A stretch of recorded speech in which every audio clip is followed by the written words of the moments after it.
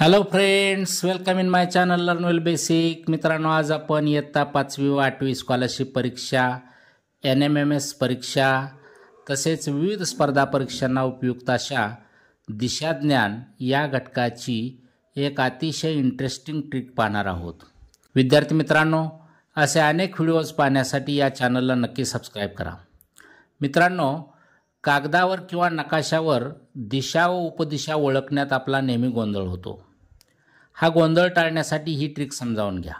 सर्वप्रथम एक वर्तुळ काढा. त्या वर्तुळाचे अशा प्रकारे 4 समान भाग करा.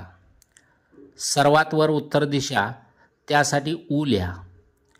उत्तरेच्या खाली दक्षिण, त्यासाठी द लिहा. उजव्या बाजूला पूर्व, पूर्वसाठी पू लिहा. डाव्या बाजूला पश्चिम, पश्चिम दिशेसाठी प लिहा.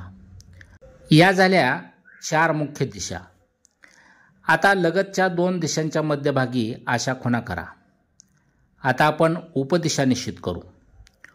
पूर्व व दक्षिण यांच्यामध्ये आग्नेय असते. आग्नेयासाठी आ लिहा. पश्चिम व दक्षिण यांच्यामध्ये नैऋत्य दिशा असते. नैऋत्यसाठी न लिहा. पश्चिम व उत्तर यांच्यामध्ये असते वायव्य दिशा. वायव्यसाठी वा लिहा. उत्तर व पूर्व यांच्यामध्ये असते ईशान्य. ईशान्यसाठी ई लिहा.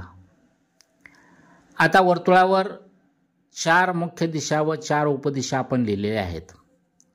आता आपल्याला आ पासून क्लॉकवाईज डायरेक्शनने हे वाचायचे आहे. कसे होईल पहा. आदन पवा उईपू. लक्षात ठेवण्यासाठी आपण म्हणू शकतो, आदन नावाचा मुलगा पवा वाजवितो उईपू. आदन नावाचा मुलगा पवा कसा वाजवतो? उईपू. विद्यार्थी मित्रांनो, ही ट्रिक जर आपण लक्षात ठेवली तर आपल्याला कागदावर किंवा नकाशावर दिशा ओळखण्यात कसलीही अडचण येणार नाही. हा व्हिडिओ जर आपल्याला आवडला असेल तर नक्की या चॅनलला सबस्क्राईब करा. धन्यवाद.